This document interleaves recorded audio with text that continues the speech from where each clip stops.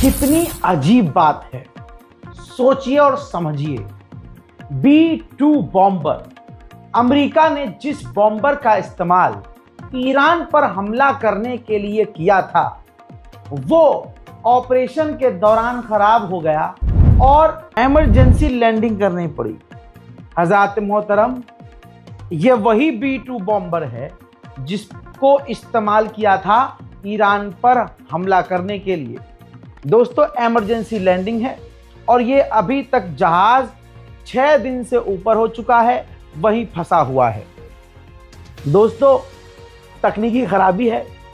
अब ये होनोलुलु के डैनियल के एनोई इंटरनेशनल एयरपोर्ट पर आपात लैंडिंग के बाद खड़ा हुआ है। अब सोच के देखिए, इस पर मैं आगे कुछ बोलूंगा तो बहुत लोगों को बुरा लग जाएगा। कितना बेइज्जत हुआ अमेरिका।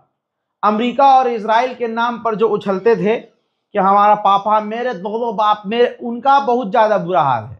जलील हुए पड़े हैं, बुरी तरह से नंगे हो चुके हैं और अमेरिका भी पूरी तरह से नंगा हो चुका है। अब ये हर मीडिया रिपोर्ट्स में कंफर्म हो चुका है कि इजराइल ने भीख मांगी थी। इजराइल के इंटरसेप्टर्स खत्म हो रहे थे। उसी ने अरब अपने साथियों से और यूरोप के साथियों से ईरान से बार बार कहलवाया कि हम सीज फायर चाहते हैं, जिसके बाद ये सीज फायर हुआ। मैंने आपको जंग के दौरान ये क्लियर कहा था कि ईरान अकेला है, तो जेन्युइनली ईरान अकेला है। ग्राउंड पर अगर कोई साथ था तो चाइना था, रशिया भी आगे नहीं आया था। अब आपको रशिया की गद्दारी बताता हूं। पहले चाइना से J-10C लेने की बात ईरान कर रहा था सबसे पहले, लेकिन चाइना और ईरान डील कैसे करते हैं, तजारत कैसे करते हैं। ईरान जो है पैसे देने के बजाय चीन को तेल देता है कि भाई आप हमें ये चीज़ दो, इसके बदले हम इतने का आपको तेल दे देंगे। क्योंकि ईरान भाई पाबंदियों की वजह से परेशान और ईरान के पास इतना पैसा नहीं है। चाइना ऐसे कर रहा था बिजनेस। अब जब J-10C एडवांस फाइटर जेट खरीदेगा तो उसे तो कैश चाहिए, तो चाइना ने कहा भाई हमें चाहिए कैश, या जैसे भी हमें पैसा चाहिए। अब पैसा तो हमें सामान नहीं चाहिए। तो ईरान पर लोड बढ़ गया। ईरान ने क्या करा, ईरान ने बोला ठीक है, हम एक काम करते हैं, हम 36 या 40 लेंगे आपसे। कम कर दी क्वांटिटी कि भाई हम कम फाइटर जेट देंगे। लेकिन चाइना नहीं माना। चाइना ने कहा कि पैसा चाहिए भैया, हमें तो पैसा चाहिए। फिर उसी दौरान Su-35 रूस ने ऑफर कर दिया। ईरान ने चाइना से मुंह घुमाया और कहा भाई Su-35 तुम्हारा और बढ़िया है, दे दो आप। अब वादा तो कर लिया, रशिया ने वादा तो कर लिया, लेकिन अभी तक निभाया नहीं और दिया ही नहीं। जंग सर पे आ गई, लेकिन Su-35 रशिया ने ईरान को दिया नहीं, न इस पर बात करना जरूरी समझा।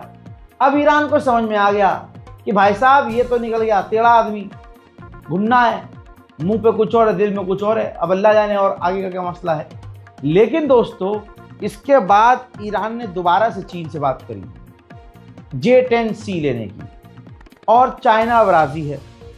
लगभग 40 फाइटर जेट J-10C दिया जाएगा चीन से ईरान के जरिए, और उसके लिए ईरान पेमेंट करेगा, मतलब जैसे चीन चाहता है वो करेगा। खास बात यह है कि ये J-10C वही फाइटर जेट है जिसने एक बहुत बड़े देश का जो है राफेल मार गिराया है, ऐसा दावा किया जाता है।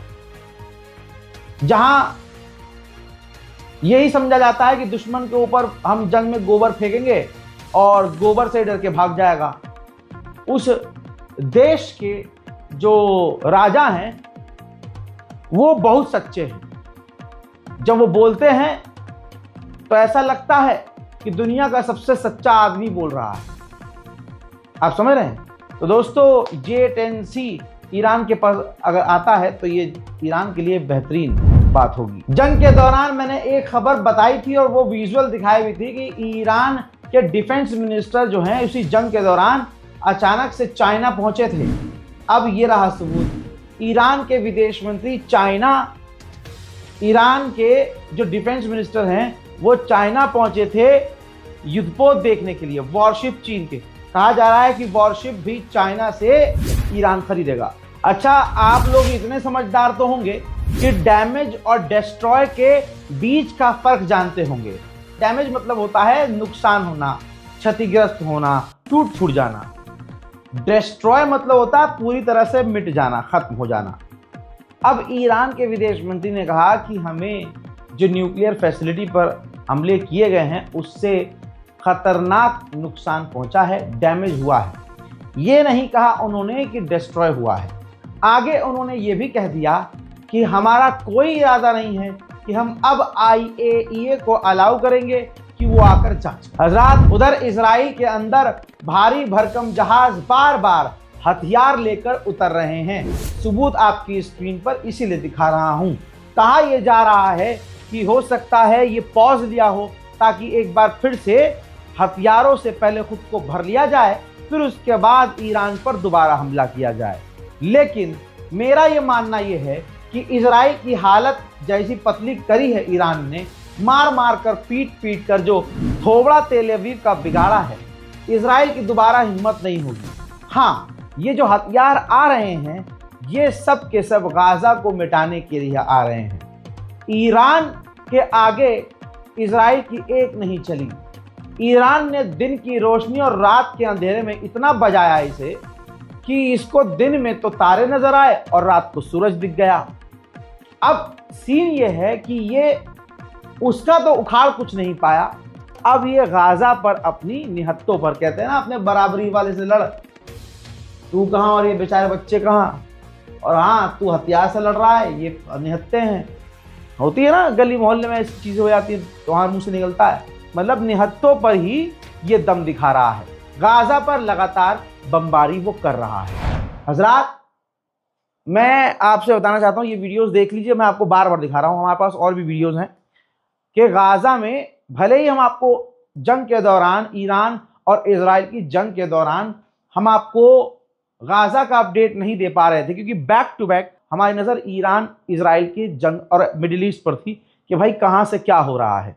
लेकिन मदद जो गाजा के लिए आई थी हमारे पास, हम लगातार मदद भेज रहे थे। इंशाल्लाह और भी हमारे पास जो हैं, जो मदद आई थी वो हमने गाजा को भेज दी हैं। उनके भी जो वीडियोस हैं मेरे पास आएंगे। जैसे मैंने ये दिखाया है वैसे आपको और वीडियोस हम दिखाएंगे। और एक बार फिर से कह रहा हूँ, इस बारकोड का इस्तेमाल करके गाजा और फिलिस्तीन की मदद के लिए आगे आइएगा, ताकि गाजा में हम कुछ न कुछ इसी तरह से मदद पहुंचाते रहें। और इतनी सी कोशिश है कि अगर एक वक्त का खाना अरेंज किया जाए तो वो लूप में अरेंज हो जाए कि बैक टू बैक हम एक दिन का खाना, 2 दिन का खाना ऐसे हम वहाँ भेजते रहें, ताकि कम से कम वहाँ बच्चे भूखे न रहें। दोस्तों, गाजा पर लगातार अभी भी हमले जारी हैं। अमेरिका का मिडिल ईस्ट एनवॉय कह रहा है कि ईरान से हम जो भी डील करेंगे उसमें मांग करेंगे कि ईरान वादा करे और गारंटी दे कि अब ईरान यूरेनियम आगे नहीं बनाएगा। इस जंग में ईरान की पूरी तरह से जीत हुई है। अब मैं आपको सबूत दूंगा कि जो अमेरिकी सेनेटर है वो अपने मुंह से पूरी दुनिया की मीडिया के आगे कह रहे हैं कि ईरान ने अपना 900 पाउंड यूरेनियम निकाल कर कहां रखा हमें नहीं पता। यानी ससुरो, जब तुम्हें पता नहीं यूरेनियम कहां गया और ऊपर से इसका मतलब तुम ये एक्सेप्ट कर रहे हो कि यूरेनियम ईरान का बचा हुआ है, तो नुकसान क्या किया भाई? पूरी मशीनरी, फैक्ट्री और जो भी चीज बनाई गई वो इसलिए कि यूरेनियम बनाया जा सके। यूरेनियम बन के तैयार है, अब उसकी फैसिलिटी और मशीन को उड़ा दोगे तो भाई उसको फल तो मिल गया, यूरेनियम है उसके पास। सुनिए, Here's where we're at. The program was obliterated at those 3 sites, but they still have ambitions. I don't know where the 900 pounds of highly enriched uranium exists, but it wasn't part of the target set. Are you concerned that in light of that several years, when the administration is saying this is obliterated, it suggests that they're not able to build a weapon. But you're saying in several years, perhaps they'll be able to. Isn't there That's what I'm saying. They're obliterated today, but you can reconstitute. जंग के दौरान कईयों को मारा गया। एक और वैज्ञानिक हैं, न्यूक्लियर साइंटिस्ट जिन्हें कहा जा रहा है, ये कहा जा रहा है कि साइंस एंड टेक्नोलॉजी जो है, university of science and technology में इंजीनियर थे और इनका नाम सुलेमानी है। इनको भी मोसाद ने असैसिनेट करके धोखे से ईरान के अंदर ही तेहरान में कत्ल किया था। ईरान के विदेश मंत्री ने क्लैरिफिकेशन दिया है, कहा कि हमने कतर में अमेरिका के जो बेस पर हमला किया था उससे हम कोई अरब देशों को इशारा नहीं कर रहे हैं, कोई मैसेज नहीं दे रहे हैं। भाई अरब देश अलग हैं और अमेरिका के जो बेसेस हैं मिडिल ईस्ट में वो अलग हैं। हमने वो हमला इसलिए किया ताकि अमेरिका ये ना सोचे कि हम लेबनान हैं कि चुप रहेंगे, हम जवाब देंगे। सुनिए। رو عرض بکنم ما به دنبال پیام برای کشور عربی منطقه نبودیم. این پیام با آمریکا بود. قبل از حمله هم من چون در همون استانبول جریان وزرای خارجه کشورهای اسلامی همه این 6 تا این کشور رو دیدم و باهاشون در تماس هستم، تلفنی هم با وزرا صحبت کردم، اونجا هم صحبت کردیم. براشون روشن کردم که اگر آمریکا به ما حمله بکنه ما خب موشک‌های ما هنوز به خاک آمریکا نمیرسه ولی به پایگاه اطرافش میرسه و ما چاره‌ای نداریم جز اینکه پاسخ رو به این پایگاه‌ها بدیم که متاسفانه در خاک شما قرار دارن. بنابراین این اصلا حمله به شما نیست. از نظر ما حمله به یک کشور همسایه ما به حساب نمیاد. حساب پایگاه‌های آمریکا جداست. अब सोचिए, इजराइल का डिफेंस मिनिस्टर कह रहा है कि खामनाई तो हमारी नजर में नहीं थे, नजर में होते तो हम उनको यानी कत्ल कर देते, एलिमिनेट कर देते। अबे उनकी दाढ़ी का बाल सुअर छू नहीं पाए तुम, दाढ़ी के बाल तक पहुंचते पहुंचते तुम्हारा कच्छा उतर गया, तुम्हारे एक्स्ट्रा छेद नजर आ गए दुनिया को कि तुम्हारी औकात क्या है। 2 दिन के अंदर अंदर अमेरिका से तुमने मदद मांग ली, चौथे दिन तुमने दुनिया से मदद मांग ली कि कोई भी अगर हमारी मदद को आगे आना चाहता है ईरान की न्यूक्लियर फैसिलिटी को उड़ाने में तो आगे आइए। तुम्हारी ऐसी हालत सिर्फ 4 दिन में करी ईरान ने। तेल अवीव का नक्शा बदल गया, अशदोद तबाह हुआ और कितने शहर पर तुम्हारी मिसाइलें जाकर ईरान की गिरी और ये चले हैं सुप्रीम। मैं कह रहा हूं ईरान को मोसाद जैसी अपनी एक एजेंसी, एक जासूसी संगठन बनाना चाहिए। जैसे दुश्मन ने किया वैसे ही इजराइल के साथ होना चाहिए। मोसाद ने किस किस तरह से बड़े बड़े लोगों को खत्म किया, ईरान को ये स्ट्रेटजी अब खुद बनानी चाहिए। आवारा डोनाल्ड ट्रंप पूरी तरह से परेशान है। पूरी दुनिया इस बात को कहती है कि ये ससुरा पूरी दुनिया में अजाब की तरह है। कहीं भी 2 आदमी लड़ रहे हो, बीच में अपनी मुंडी घुसाता है, बीच बचाव करवाता, फिर कहता है नोबल पीस प्राइज चाहिए, दे दो रे, दे दो, भीख मंगा कहेंगा। और हर मामले में अपने आप को चमकाएगा। ईरान और इजराइल की भी जंग में ये अपने आप को चमका रहा था ट्रंप।